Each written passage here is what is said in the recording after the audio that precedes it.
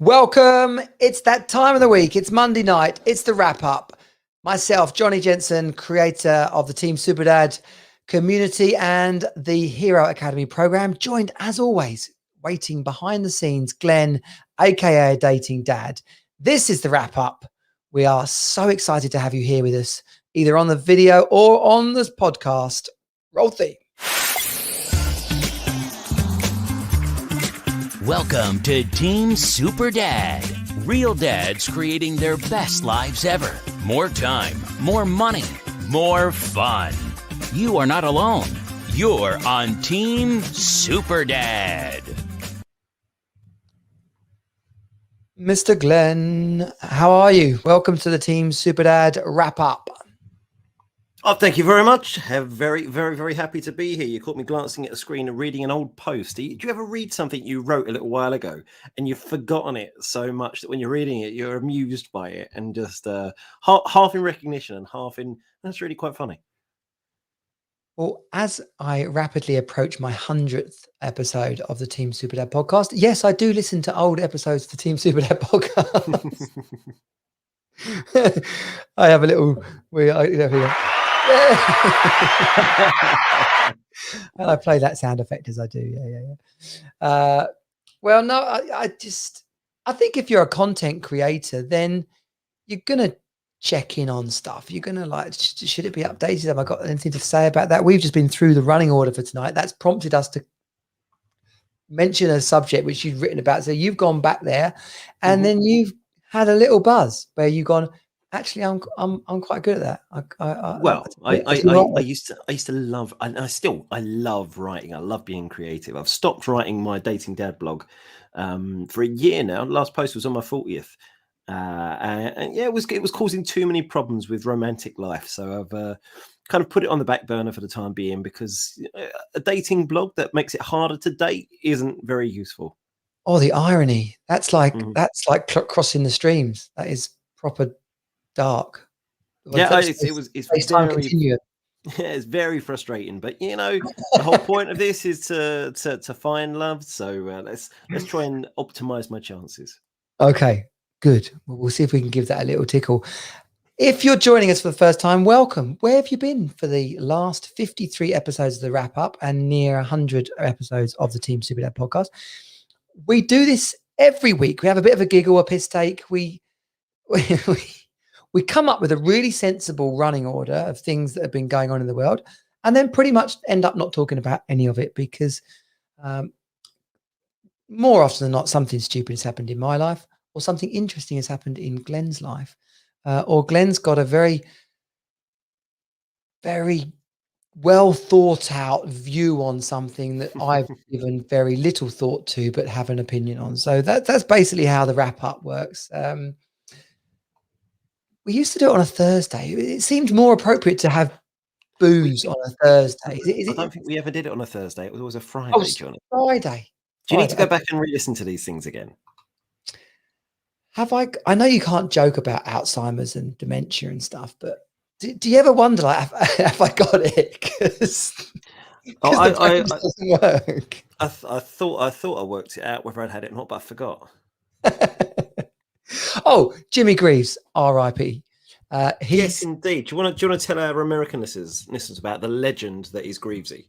Yeah. So Jimmy Greaves, a soccer legend, a football player, a striker, centre forward, the guy that gets the goals, and boy did Jimmy Greaves get the goals. He was a lad brought up literally in the East End of London, as I understand from the documentary I saw not too long ago.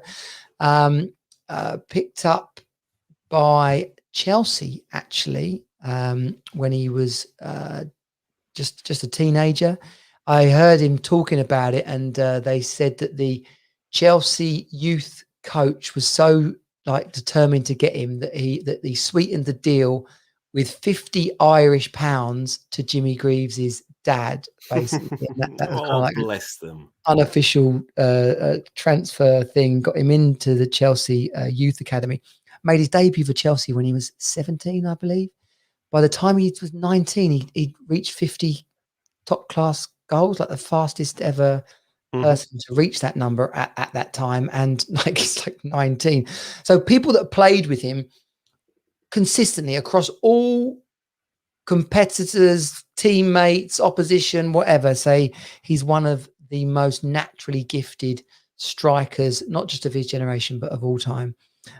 Went to AC Milan for 6 absolutely awful months.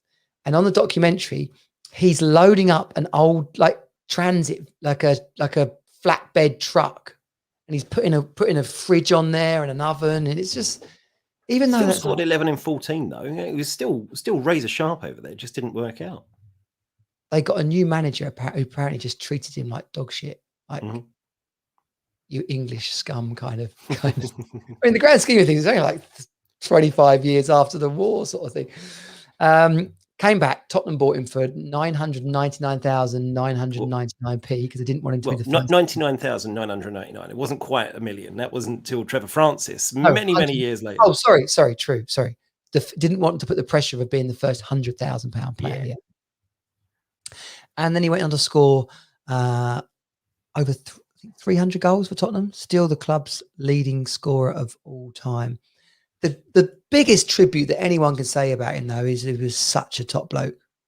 Well, he's such a top bloke. I mean, firstly, for those American listeners, if you imagine if Tom Brady and Michael Jordan somehow had some sort of hybrid kid in terms of the levels of talent, if all you've heard about football is Messi and Ronaldo, he would have been in that bracket if he'd been born and raised and playing today. He was that good, the best English goal scorer of all time. Maybe not the top scorer, but when you've got nearly a goal every single game, it's ridiculous. And it's a mark of a man that he played for Spurs, Chelsea, and West Ham, 3 clubs who absolutely hate each other, and every single one of them loves him. You know, it's not like, oh yeah, you used to play for the scum. No, everybody loves him, and if it wasn't for alcohol, he would have scored even more. So, and then when it was a fantastic broadcaster, half of the legendary Saint and Greavesy, 81. That's not a bad innings. Not a bad innings at all. He said there was a like a montage of clips that he did, and he goes, yeah, me and Bestie, George Best, right? Me and another very talented, famous footballer, sadly an alcoholic of his time, played for Man United.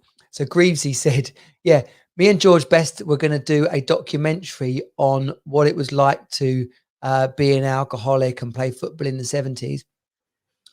If anybody knew us at that time, please come forward because we can't remember any of it. I think we've all had nights out like that. They had years like that. So yeah, I got goosebumps when they were doing all the tributes on Sky Sports on Saturday. I was getting goosebumps. Like, I think obviously because of Tottenham, but then the whole TV thing, and someone reaches that sort of legendary status, you can't. And I generally have some weird, like, didn't know the person, love for him. Like, it's weird that one of his most famous moments was something he didn't do, and that was start in the World Cup final. He was England's best goal scorer, best striker by a distance in 1966. Got injured in whatever the round, the one before the quarterfinals. Last game as the group stages, apparently. Yeah, and then Hurst came in to replace him and scored against Argentina, scored again, and then Greasy never won his place back, and so which is kind of lucky because Hurst, he did all right in that final, but it's always one of those weird things that the thing that made him a legend was also what he didn't take part in, but he was part of that World Cup winning squad. So yeah, we salute you. We certainly do. We were talking about celebrations, weren't we a minute, and how things evolve and change. But before we get into that, just briefly, if you are a dad, a man who wants to create a life, basically amp the game up really in your health, in your fitness, in your focus, in your finances, and ultimately so you can have more fun with your family and friends, then come on over to the Team Superdad group, which is pretty much your gateway into everything we do at Team Superdad and the Hero Academy program. So teamsuperdad.com/group, and that will, like I said, get you in through the front door, and we'll be absolutely delighted to have you there, whether in the group, whether in the academy, or whether with the one-on-one coaching with myself. Got a lot of inquiries, a lot of new single dad clients coming through. which is possibly a reflection on lockdown and COVID and people being sick of each other. I don't. Yeah. There's huge surges in numbers of relationships breaking down, but that's not because they've been broken down now. It's because they've been breaking down over the last 2 years, and then people have kind of stored up all those problems, and now they're thinking, you know what, fresh start. Let's wipe the slate clean. Let's move forward in freedom and happiness, where everyone can be happier. And that is such an important thing. And I guess it's like a reboot, isn't it? The big reset. People resigning from jobs because they don't want to spend 2 hours commuting there and 2 hours commuting back, and they're almost like demanding this reset, like a different pace of life or a different set of priorities. And being in a relationship that doesn't work is insane. Like, get together, talk about what you want, set some goals, have a vision for the future, talk about your values. Like, are you, like, you seem to be pretty negative all the time. Well, no, I'm not. That's just how I think. Well, this is basically a window in on my marriage, right? I got called your bullshit positive attitude in one particular argument. Okay. Now the thing is, if you're a bit of a negative person, I would do your head in. Yeah. It has to be a blend, doesn't it? Occurred to me as positive. So if you find yourself in a relationship like that, or you could have changed, you could grow, not just grow apart, but you could grow into a different person. Yeah, you can either grow together like two trees that are together. You can grow in some sort of helixical orbit where you're both different, but you're both circling around the same gravity, or you grow apart. What often happens is one person does grow and the other one doesn't, and they want to stay the same, and so you still get this branching off. Yeah. And so you just got to make sure the first two, magnificent, but as soon as you're not going around the same like viewpoint and you want the same sort of things, and you have to be attacking it in a different way and seeing if one of you can change, Sandra D style, and if not, then both own your future journeys. The thing I feared most before breaking up was what's going to happen after we break up. And then the day after we broke up, it was like, do you remember 1999 going into 2000, Y2K? Remember, like, it's coming. All the computers are going to break. I'm a Y2K consultant. Yeah, I'm £1,000 a day. I can fix you. And then basically they're going in like looking really important with a briefcase, and then it's like sitting down, opening the computer. I'm very busy. What are you doing? Oh, I'm busy.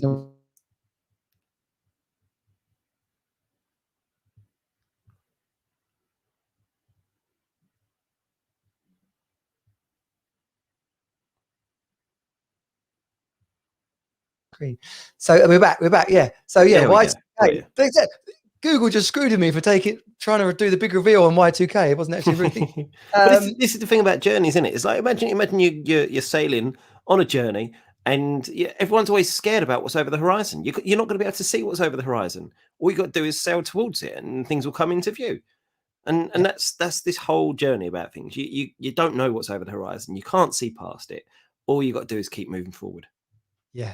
So, like I said, got a lot of single dads coming and doing the Kickstart program with me and the coaching on that. So if that's you, the biggest my message right now is don't spend 6 months, a year, 2 years arguing and stressing and destroying each other when actually the breakup could be a really healthy thing. So and do you know, on that point, Glenn, it's been like 6 years since we broke up. My ex and I are getting on. Oh, nice. That's a big step. If people have been listening, we did take the piss a while back because it transpired that she was listening to our podcast but wouldn't actually talk to me, which we did find quite hilarious. And I'm careful and sort of generous in these sessions not to run her or our marriage down. But what I can say at this moment in time is that it is a darn sight easier getting along and chatting naturally than nonsense version of that. Why? I was trying to think what our segue was from that. How did we work out that the segue into that or from that was planes, trains, and automobiles? That wasn't the planes, trains, and automobiles segue, but I can quite easily do a separate segue because one of the things about owning your journey and owning your life is you actually start getting to think through. Actually, what do I want out of life? What do I want to achieve? What do I want to do? And what a lot of people do is write themselves a bucket list. Have you got a bucket list, Johnny? Thank you, Glenn. Thank you for saving the show there. I do have a bucket list. Most importantly, because of this conversation we had, I need to update my bucket list because I've realised it's actually bloody old. You were in a flipping tiny plane on Saturday, and Linde hopping, which I don't even know really what it is, on Sunday. Mm-hmm. This is bizarre, really, and the pilot you were with, as well as being a very accomplished pilot, was also very attractive.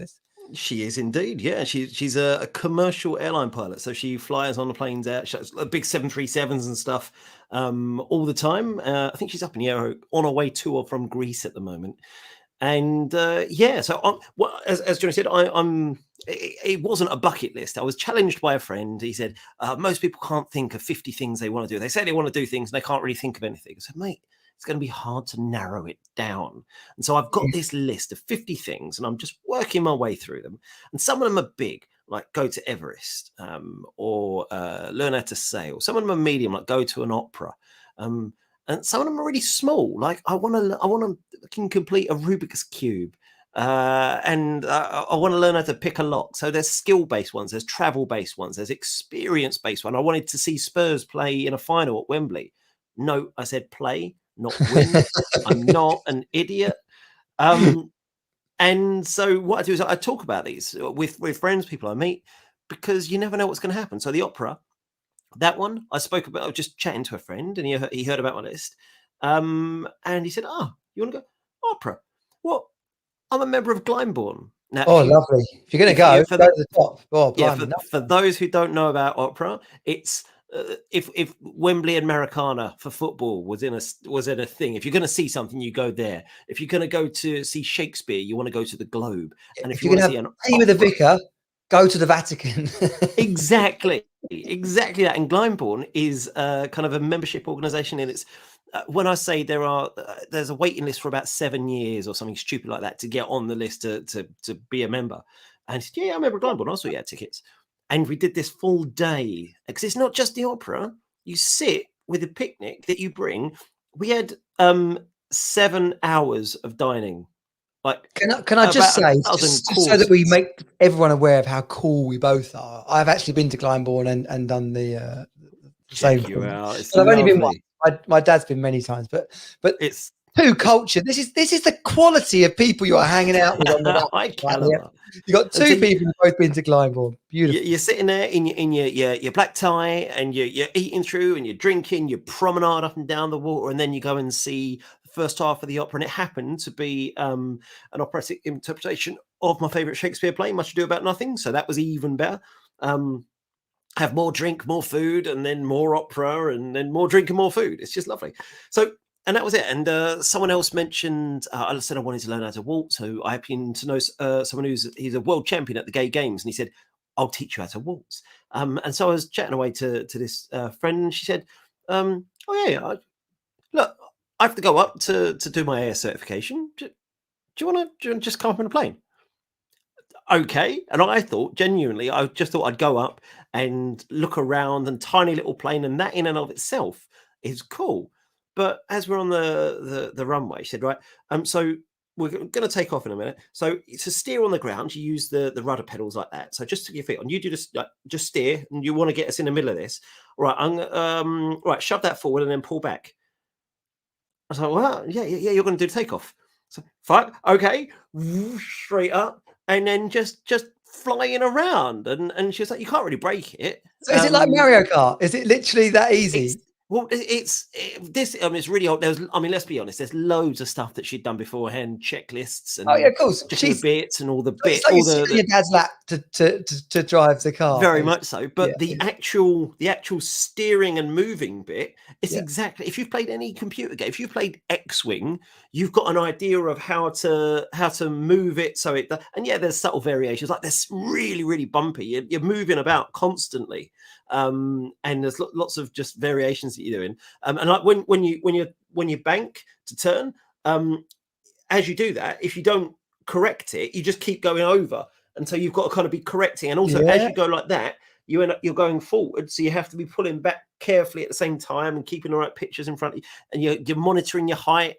But it was so good. I was just so blown away by it. Great fun. I definitely recommend it again. But flying a plane was on my list, and so that was a cool thing. And then I had to do it. Then the next day, I had another friend who just said that, do you want to doing anything next Sunday?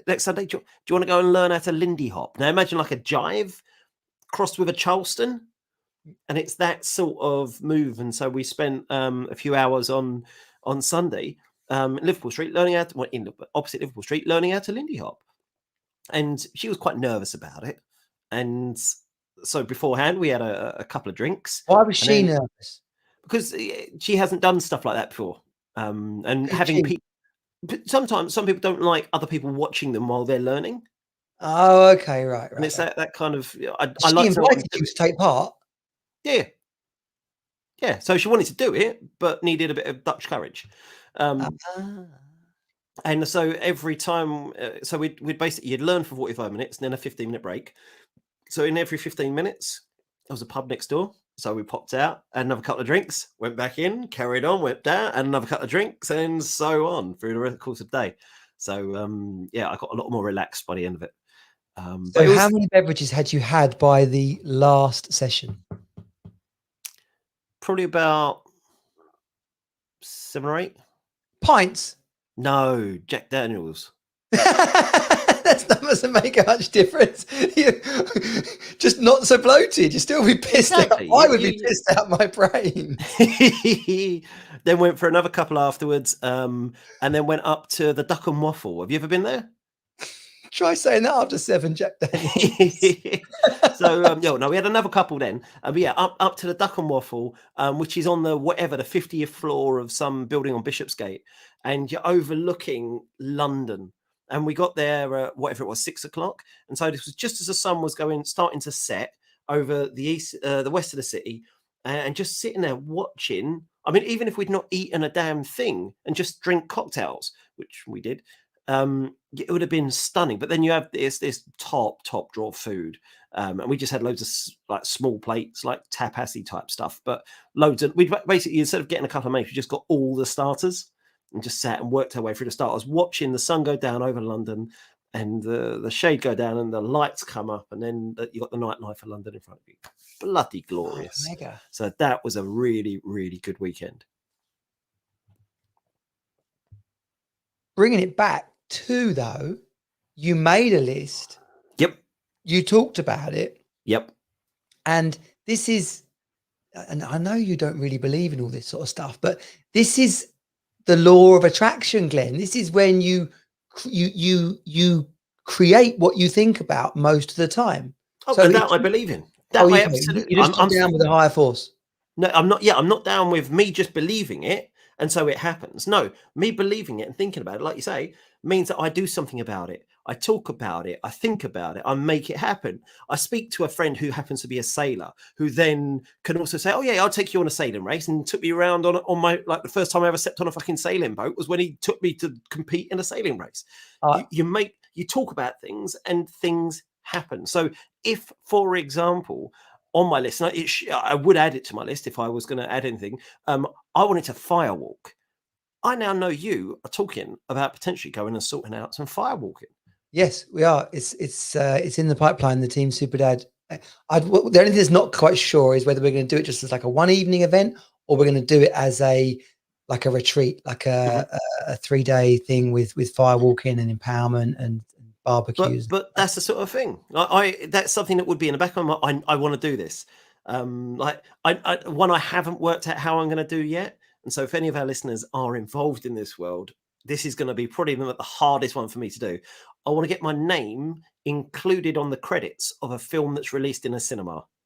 So it can't just be something like local or TV or something. I know people that can do that for you. Not like I'll get you a finger, like I'll get you a toe. Yeah. Yeah, A and friend of mine, I'm not talking about, obviously I'm not going to be a star, I'm not going to act or anything like that. But well, I can, but I'm not going to because I'm not, a fucking cinema film. a backup But fluffer. yeah. Assistant tea stirrers, mate. I don't care. It's just got to be on a proper movie released in a proper cinema. I want my name somewhere in the credits. And with some of these credits that take like 9 minutes long, there must be a role for me somewhere that I can squeeze my name onto. So that's one of the trickier ones on my list. Well, do you know what? People who know about this stuff might say, no, not really. All you've got to do is edit a couple of flipping bits of CGI Exactly. at some place in Soho that does CGI for cartoons, and there you go. And everything is easy when you know how to do it. And I don't know how to do that one. Just like I don't know how to do a backflip. And that's on my list. All these little things that I just don't know. I don't know how to ride a motorbike. I want to learn how to ride a motorbike. You don't have to ride a motorbike. I've never ridden a motorbike. Why In your life? In my life. No, I've gone back and forward outside one of my old house on my brother's one once. So what do you want to do? You want to go scrambling around some woods, or you want to ride around? No, I'd like to actually get an arse up, head down bike to be able to use it for commuting and shit. Oh, they're two different things. So first of all, have you ridden a motorbike for fun? No, never. I mean, I hired a moped in India for a week, and that's the closest I've got. Oh, see, that could qualify as a motorbike, but what you're saying, but it didn't go fast enough, not quite enough. No, and also, yeah, it's just a kind of a throttle one. There's no. Oh, you want to do the gears and all that sort of jazz, yeah? I want to know how to do it. So in a zombie apocalypse, I've got that skill in my back pocket. Okay, I had a motorbike when I was a kid. It's like a trial bike. So you pull the clutch down, toe up. Curious fact: friend of mine from university, Dan Watson, he won or came second. Not quite as exciting, but he won or came second. Do you remember that TV program Kickstart with the trial bikes? Yeah. Big up to Dan Watson, runner up or even winner of Kickstart 1987, whatever. So you want to? So we got, but I think it's a kind of qualifier thing. It's going to be a motorbike. You're going to change gears, and you want to like race around on it. I want to do my CBT or whatever it is, the one where you pass it and you can ride a motorbike on the streets. Yeah, I went and did. This is a weird memory.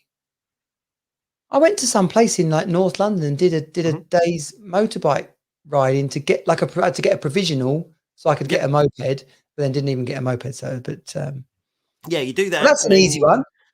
It is. All of these are doable in some way, shape, or form. You just got to think about, what do I want to do? What would be fun and interesting to do? And that it might be a bungee jump, it might be learning a language, it might be learning a guitar or doing something.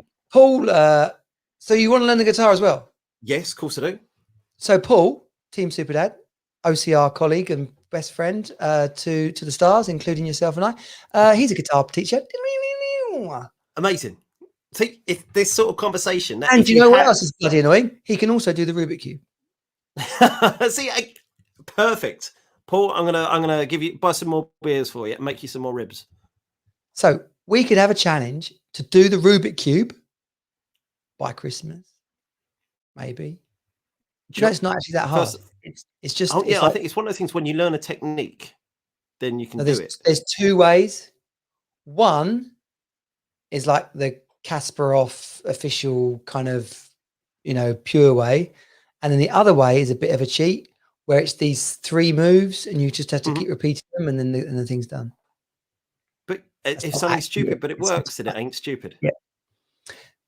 These are all things that could help you. Like, so you're going to put the blog to sleep, but you're going to crank up the like super dude, super boyfriend skill set. So when you're going to a prospective date and she says, "Oh, what I really like is creative people," and you say, "Oh yeah, I can paint with my toes. I can do the thing." You've seen that I do painting. So I've done that. I can cook. I can repair clothes. I can mix cocktails. So it's skill-based stuff. And so on Thursday with some people at work, again, I was chatting about things at work. and we've got an office down in Bristol. So I'm gonna go down to Bristol, meet all the people in the office and I mentioned, last time I was in Bristol, I ended up going out to a salsa club with a load of local government people. The leader of Seven Oaks Council and me were dancing the salsa until sort of 3 a.m.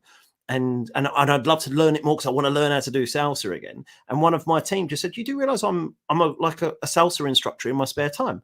So when we go out on Thursday," and then she went, "Let's go to salsa club." She like her whole Covered in clothes of Velcro, sequins. and she sashayed across the room like Along Came Polly. You know the famous movie? But she is absolutely a salsa instructor. So we're going to go salsa dancing on Thursday as a team. And yes, I'm not going to learn all of it on Thursday, but I still remember some of the moves, and so hopefully I'll be able to step up a gear and just get a little bit better with the piano and the guitar and all that. I'm never going to dedicate myself to being it like absolutely superb.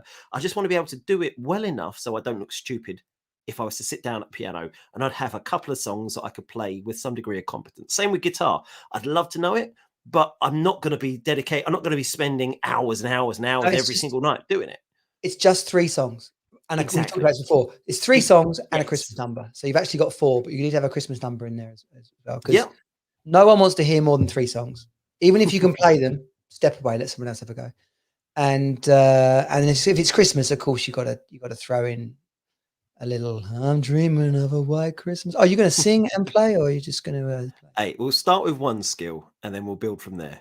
But yeah, all these things, like the banjo and the drum and the one-man band. but yeah, so I'm and don't get me wrong, I've got these 50 things and I'm working through them. But if another opportunity comes up that actually sounds quite cool, then I'm definitely going to do it. Okay, so this is the context basically, because my bucket list is not quite as it's not as rounded as a story like that. And the bucket list is in module 4 of module 5 actually of the Hero Academy, the whole fun section. Like, how do you have more fun in life? How do you make life more exciting and something you look forward to on a day-to-day basis as well as a year-to-year basis? And so Rubik's Cube, let's do. Guitar, let's talk to Paul. Firewalking, it's happening. Let's do all these things. If you're interested in firewalking, or if you're interested in any of these challenges, we could join in. We'd have a little Zoom guitar, be like a kumbaya type 50 teams with our group members all doing we are sailing. That must be quite an easy one, isn't it? A couple of chords, ding ding ding ding. I don't know why, but that's just reminded me. Boise died as well this week. Boise from Only Fools and Horses. If you're listening to this and don't know what Only Fools and Horses is, then just ask Google. But classic of UK comedy, and he's one of the main stars. He must. How old was he? He must have been in his 80s probably as well. Yeah, probably. Well, that's the thing. There's this whole generation of people who, I would say, even our parents grew up watching the David Jasons of this world, who are now the kind of breakout TV stars when TV became much more popular on a regular basis. Yeah, and they're all just old and passing away. It's like music stars. There's a whole bracket of music stars: the Elton Johns and Stevie Wonders of this world, Tina Turner, all these people who are they're era defining, but they're getting on. And so if you can see them, see them, because they're not going to last much longer. No, I don't think I'm ever going to get over not seeing Aretha Franklin. Mm-hmm. We were in bed last night. No, we weren't. I was. I want to refute this. Not yourself and I, the good lady and I. Do you know? I still find it funny to talk about. I've got a girlfriend because I went 6 years without a girlfriend, which my mates still laugh about. But it was an appropriate amount of time to reset the clock. Mm-hmm. I don't want 6 years. I don't think I'd recommend it, but it actually was kind of healthy in a number of ways. It's probably a conversation for another podcast. But 6 years. So we were in bed last night. Bit of Aretha Franklin, and the album that I put on. It's been an album I've been listening to since I was like 15. And it just goes through me. It's just like, She does a version of Bridge Over Troubled Waters. Beautiful. But yeah, dead now, brown bread. So not going to see her. Gutted about that. I kept looking for like festivals that she was going to turn up at, but when she got old, she only ever played the Toronto Jazz Festival or something like that. Yeah, sadly. or sang at Obama or something like that. You know, where you're not going to get into that. I did run for president, but I never made it through the flipping regionals, so that went out the window as well. dear Miss Franklin, I've recently been elected to the chair of the Old Maidstonians Grammar School former pupils. I wondered if you'd like to come to my inauguration. Don't ask, don't get, you know. Don't ask, don't get. I have drilled that into my kids, and now they're doing it. My boy said to me at the weekend, well, don't ask, don't get, right? And I was like, damn right, boy. Yeah, but you're still not having ice cream. No. Oh, well, no, I've made a monster out of my daughter because I've told her, since they were kids, make it happen.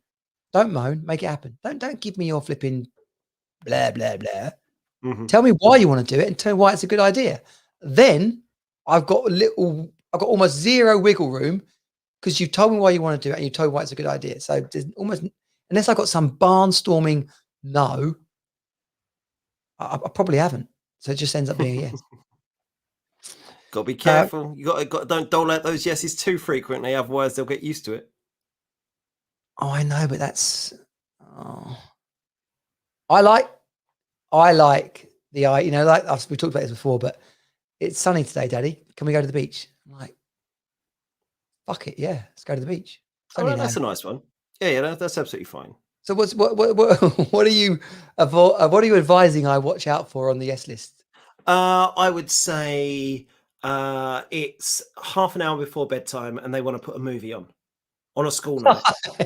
No. Okay, no, I got that. Yeah, I agree. What about one more episode? A 25-minute episode and it's 15 minutes for bed. If you can fit it in on time, maybe if they're being behaved well, or 10 minutes, 15 minutes either side, that's fine. But no, bedtime is absolutely sacrosanct. I get that drilled in so that there's no arguments. It's no, and then if I ever say yes, then it's kind of an absolute bonus. Yeah. Well, when I was at yours, it's not an expectation. We were recording the wrap up face to face. We would have been tonight, actually, perfect night tonight. But this is literally my 4th hour on this seat with these headphones and this microphone on. But yeah, when I was at yours and you were like, ding, ding, ding, ding, ding, ding, 9:15, and they all just went, yes, Captain, and gave you a kiss off to bed. I was like, damn. Yeah, there's just no arguments, you know. They can say what they want, but they know they're not going to win. Well, you have got 4, so that's kind of part. Yeah, I guess it's part. I'm not saying my way's right. I'm saying my way definitely works for me, and that way, if I do let them do anything else, I'm the hero. But they know that it's quite simple. It's quite straightforward. This is what's happening. Go do it, and they've learned that it's just not worth the hassle. Yeah. What's her name? Super Nanny. She would be applauding you right now. Well done, Glen. Well done. Princess Beatrice has had a baby. Yeah, talking about kids. She's like 18th in line to the throne now. Obviously, her father has slightly soiled the royal lineage down her side. But she generally looks a pretty happy young lady. Her fella looks like a dude. He looks like. Well, I guess she can be. She's got no cares in her world, you know. She hasn't got any responsibilities in terms of the throne. She seems like a very level-headed young lady. Yeah. She hasn't got to worry about money. No. So and she just don't marry a plonker or a pedo. And keep smiling. Break that family tradition. The plonker side of things legally, that's what I was going for. Oh yeah, good one. Alleged like plonkers. He looks like a cross between who's the British actor that does you're not narrowing it down much here. No, that's like Harry Enfield. No, Danny Dyer. The posh guy. the posh guy, the did the Grease thing with the island and the three dads, and who was the one? Not Hugh Grant. Hugh Grant. Yeah, Hugh yeah. Grant. Oh, okay. Yeah, he's like a cross. The Princess Beatrice's husband looks like a cross between Hugh Grant and Pierce Bronson. Latter day Hugh Grant is sexy as fuck, I gotta say. Yeah. He's grown into his style. I think About a Boy was a turning point for him. It's amazing how a hairstyle can totally fundamentally change somebody's look. Oh, I don't know. He says, isn't About a Boy written by a Gooner? Might have been. Yeah, Nick Hornby. Oh. So yeah, it would be. But if you hold your nose through it, it's actually a superb film and one of my favorite movie soundtracks of all time, written by Badly Drawn Boy. Good knowledge. He did all the music for the whole thing, and the soundtrack for About a Boy is a complete album of music that if you just listen to it as an album, it's superb. And then obviously it's a background for a movie, and it works brilliantly. I really recommend it. There's a couple of really good, amazing tracks on there. There's one called Minor Incidents, I think it's called, right towards the end of it, and it's just him and a guitar. Well worth doing. So last week I gave you some tips for new music. This is music tips from 2002. Didn't we have a conversation a couple of weeks ago about top movie soundtracks? Choose the right audio. Didn't we have a conversation the other day about last week? Last week. Top movie soundtracks. So if you are listening, we get over. You can do it on my page, Glen's page, teamsuperdad.com/group. We want to build this list out. I got an awesome response to the top comedy post. Mm-hmm. We're going to make a list of top comedies to watch. I'm pretty certain from all the feedback, Blazing Saddles is, I think it's going in at number one, basically, Blazing Saddles. I mean, it is a classic. I still feel like Life of Brian can't be beaten. I knew you were going to say that. Yeah. It's just, it's perfect in every single way. It is true. That is right up there. I watched, here comes the Planes, Trains, and Automobiles segue. I did watch Planes, Trains, and Automobiles with the kids the other day. Like, this is brilliant. It's hilarious. Mm-hmm. You're going to love it. It's got the guy in from Uncle Buck. It's like, it's a story, but it's also funny. And it was really nice movie still, but I didn't, maybe obviously because I'd seen it before or something, but maybe the jokes didn't quite hit, or maybe because I'm now a similar age to what the characters are in the movie, maybe the sort of the underplot was a little bit more kind of touched the nerve. It's a bit more drama than comedy in some ways, even though it's not a drama. It's more realistic, and it's more because you've got. Do you want to talk through it for people who haven't seen the movie? Because not everybody has seen that movie. Del Griffith, right? I can't even remember the other guy's name. He's so Del Griffith and Steve Martin.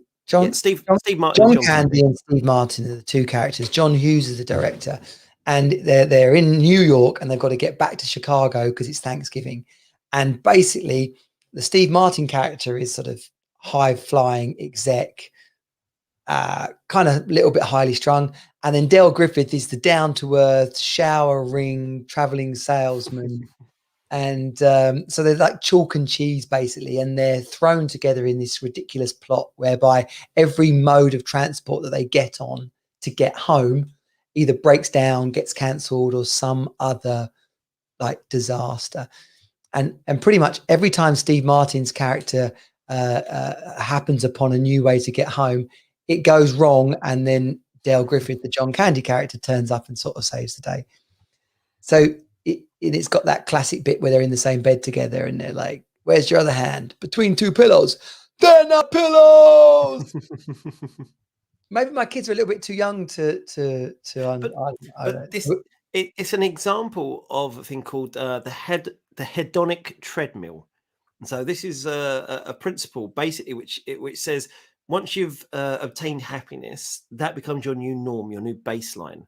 And so the only way to kind of feel the same level of happiness is to step forward on the treadmill and get the next level and get the next level. So you're always, as soon as you start staying still, it just gets less and less good.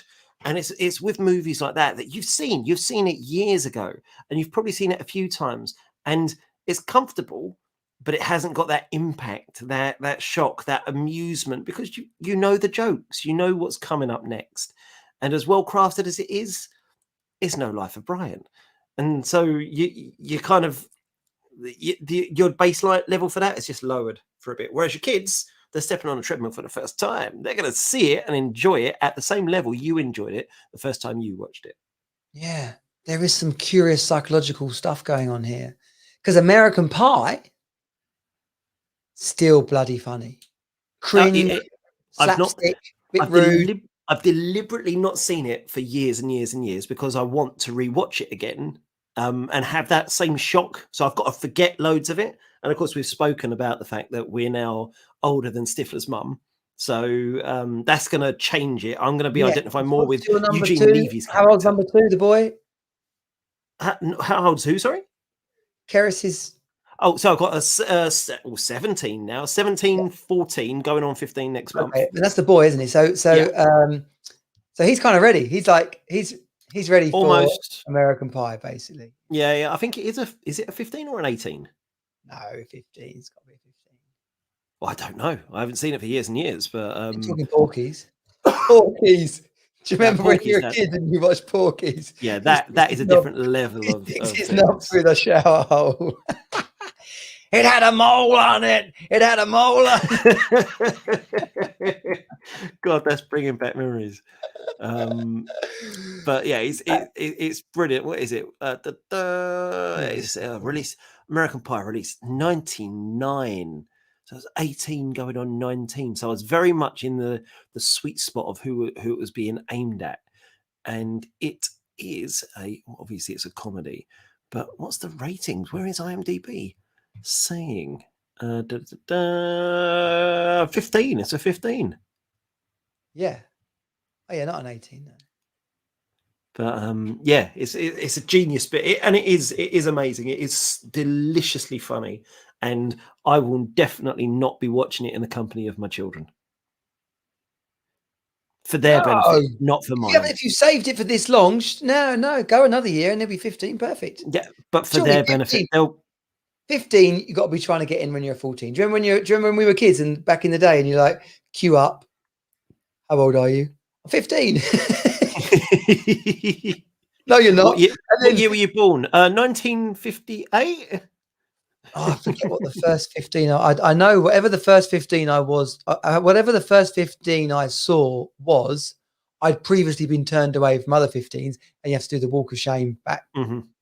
Yeah, that's never nice. But I was quite a young looking lad as well, so I was always in a bit of trouble until I got my first bit of ID that kind of looked right.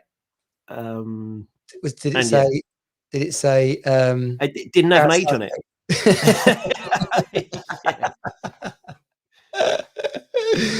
My boy last week, he went to secondary school for the first time. So the day before he went, he had to test out his cash card, and he did the walk of shame. Basically, put the cash card in, didn't work, and then panicked. And he was buying the item that he chose to buy for his first ever item, paid for with the debit card, like chip and pin, whatever, was a carton of pineapple slices. So, forevermore, pineapple is now tainted with that experience of complete shame. And clearly it wasn't complete shame, but when you're 12 and you're imagining yourself at that till for the first time, unaccompanied, putting the card in, thinking, is it going to work? Am I going to do it? This is happening like a shag, basically. But he didn't stick it in. Turns out he didn't stick it in hard enough. And press the button, right buttons. Yeah, and then basically panicked, grabbed the card and left. So then he went back later. Oh, this got a lot of sexual metaphors in blimey. Well, I was at this is I'm going to pick my words carefully here, right? But So I was having sex the other night, and Yeah, all right, rub it in, whatever. It occurred to me whilst we're having sex that, like, I'm thinking about how's it going, right? And then, so then, you know, like you get the little voice in your head, and you're like, it's like a movie basically. So I'm like, how am I doing? Well, I didn't even say how am I doing, because is that a question you ask during sex? Here's the thing: it's one of those things where if I'm in a room and I notice a clock ticking, I could have been in that room for an hour and I wouldn't have noticed. But as soon as I've noticed it, I can't not notice the ticking. And I think it's the same when you're having sex. Until you think that moment of self-awareness, it's you're just in a flow, and you're in a flow state, and everything's working and it's all good. But as soon as you think it, that's it. You can't stop thinking. You can't unthink it, because then you're thinking, I wanna unthink this thought, and you guys, well, you can't unthink a thought. Yeah, I can. No, in fact, and then another voice pops up, goes, would you two shut up, because I'm busy here, like we're having some fun. It's like, have you seen that kids movie, Inside Out? Yes. Where you've got all the little voices in, That's all the exactly little emotions what's going on. And sometimes, some of them are asleep, and then they'll wake up, and that's it. Once they're awake, they're going to be talking, and they're going to be doing their thing. And you just want to put them back to just put them away, get them doing something else, and just get back into that flow state. So in the bawdy version of Inside Out, right, there are extra characters. Yeah, okay. So in the extra character, so you got anger, you've got fear, and now we're adding horny. So and he's going to be like, he's going to be like the ponytail guy from the 80s porn, Ron Woodsman. No, not Ron Swanson. You're talking about the fat old guy who's now getting done for rape. What? Oh God, what's his name? You've annoyed me now. I can't remember his name. But the guy I'm thinking of is the Woodsman, the guy who, like, you're thinking about Ron Swanson from Parks and Rec. No, who's the porn star that could have, like, legend had it, you could keep a hard on for like 8 hours or something. There are people listening to this screaming at their headphones going, he's called Ron Jeremy. Ron Jeremy. There you go. Right. So in our bawdy version of Inside Out, there is an additional characters, right? And he looks like, no, that doesn't really, he looks a bit sleazy. Anyway, that same person's he's going like, how do you, like, are you a good shagger? Are you not a good shagger? Like, obviously you get to the end of it and you think, okay, well, that was bloody lovely, and she seems happy, and everything's going good. We're still together 6 months, and everything's good. But it is and the reason I'm bringing this up is, like, what kind of communication should go on between people? Like, you cook dinner, don't you? Say, nice dinner, thanks very much. Do you like gravy on your chicken? Like, you know? That's the worst euphemism in the world. There should be lots and lots of communication. It really should be open, because at the end of the day, no one should be lying or hiding anything, because the other person isn't going to stumble across this shit by accident. You have to talk about what you like and what you don't like. And it's something I would recommend. The only possible way of doing this is to spend some time without them around, just with a mirror, and or not even just to yourself, talk about what you like. Everything to do with sex. Because if you can't say it aloud with your own voice in your own words without them around, you're never going to be able to say it when they're like a personal shame. Like, you have to talk about that's a good tip. I like this. I don't like. I like it when you do this. I don't like it when you do that. I like doing this to you. That sort of thing. Even write it down. As weird as this might sound, like, write it down, because then when you come to say it to someone, there's an uncomfortableness where your brain just shuts down and goes, well, I got, and you go, I got nothing to say. But if you've taken a chance to write it down beforehand, then you can say to someone, I know this sounds a bit weird, but I think it'd be good if we could have like an open thing about this. And because then you're not worrying about what to say, then you can work on how to say it. If once you know what you want to say, then you can play around yourself with, how am I going to bring this up? Or how could I say this? If I could say it nicely like this, or am I going to say it mid-act? I want to do that. That's a different sort of thing. But you have to know what you want, what you like, and fucking be okay with that. You can't be ashamed of that. Bring it up outside of sex. Yeah, definitely. So then it's like we can talk about it and it be an easy conversation. Like, oh, not really. Yeah, okay, maybe we'll try. And then then also it should then become something actually quite fun. Like there shouldn't be like some really big seriousness about it. It should be like, oh my God, let's try it then, shall we? And that was okay. That was good. It didn't work. I liked it. I didn't like it. One thing you could do is have a sex jar, and on little slips of paper.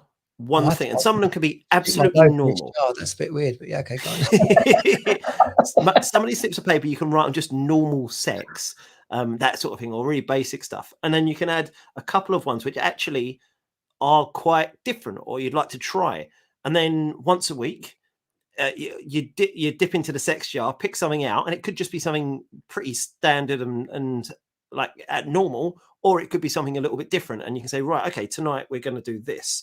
All right, let's talk about this now. Let's go away, have a think, and then tonight when we catch up, let's give it a go.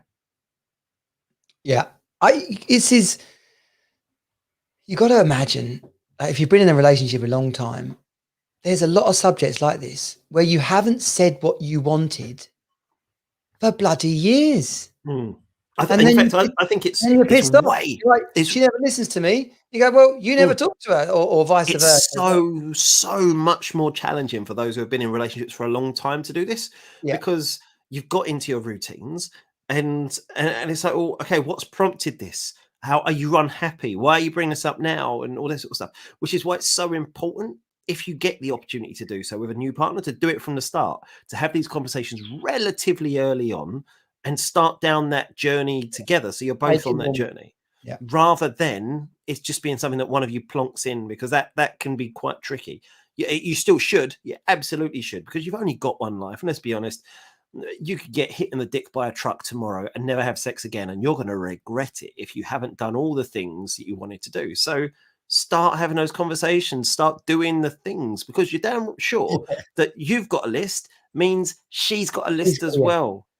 And if your list has got loads of weird stuff on, run it past your mates first. I'd like to distance myself from that, because you know what, there are some things that just for the humour factor. Okay, there's a reason why Johnny's mates are called Simon, Paul, and Nipple Clamps. Nicknames stick. Okay. For the record, that was not officially Team Super Dad coaching. Okay, but no, jokes aside, like if you got some really out there stuff, you might want to find someone. I don't know. You know, in going back to what Along Came Polly, his mate goes, "Oh yeah, when you're having sex, slap her on the arse and tell her to say, slap her on the arse and say, I'm your daddy." Right? So, because he hasn't had sex for ages, so halfway through the act, he slaps her on the arse and says, "I'm your daddy," to which she just stops and goes, "Did you just say I'm your daddy?" I'm your daddy. Blimey. But you never know. You never know. She might be really into that sort of shit. And you don't know unless you have the conversation and unless you try it. Yeah. And the fact that like we're laughing about it now, what could be better in your relationship, new or long-standing, to have a laugh with each other? Mm-hmm. And like, it doesn't mean you're going to have to do it. But if you can say, I know it's weird, but I bought this adult nappy off of Amazon. Yeah, that is fucking weird. Or what you can do as well, there are loads and loads and loads of games out there. There's like wall charts where you scratch off at the position of the week. There's games where you have dice where you do. So you can just say, look, I've heard about this thing, and look, I've got this thing. Do you want to? Should we just give it a try? And that gives you an excuse to start the conversation, to do some things which are a little bit kinky, but not too bad. And then you can have that conversation. It breaks that ice as such. I have seen those board games on like, what's it called? Love Honey or whatever. Actually, I'll tell you the truth. I bought one of those board games. I bought one of those board games, and it was my wife at the time. Actually, she did not think it was as much fun as I did. So sadly, never got played. Well, but again, this is another reason why you're happier now. Yeah, but point being, as we wrap up, is like this should be a subject, but especially sex, that if you don't talk about it, find a way to talk about it. And if you think it's really serious, then start laughing about it, because one way or another, if your sex life is more fun / funny / we're enjoying it, we're getting to know each other again, we're falling back in love, and there's passion, all of a sudden other areas of your life start to look a little more jolly and happy. You'll be a better dad. You'll be more positive going into work. Like there's a feel good factor that not even only about sex, but flipping fix like the person you wake up with and go to bed with. Like if that's not working, then it's very unlikely that any other area of your life is going to be working very well. Yeah, just like the 50 things, the more you talk about it, the more likely you are to get some of them done. Same with sex. Should I get the nappy out? Fuck the nappy, all right? I've told you 50 times. I don't care if it's your birthday. I'm not smacking your ass with that on.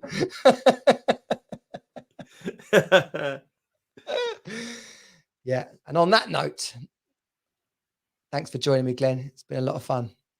It has indeed, and yeah, looking forward to talking about salsa dancing next week. Yeah, and listen, we're going to get the bucket list on the go. Rubik's Cube, guitar, and firewalking. I reckon we can tick those off before Christmas. Let's do it. Yeah. This has been the Team Super Dad wrap up. If you are not subscribed yet to this podcast, well, get it sorted. teamsuperdad.com/get podcast, and that will take you straight there and you can subscribe. Give us a review, pass it around, and generally spread the word. We're having a lot of fun helping dads be the best version of themselves, for themselves first of all, and then for the people they love most. I'll see you next week, Glenn. Team Super Dad out. Let's hit that video. Boom. This has been Team Super Dad. Find us at teamsuperdad.com. Join the program and create the best life ever for you and your children. You are not alone. You're on Team Super Dad.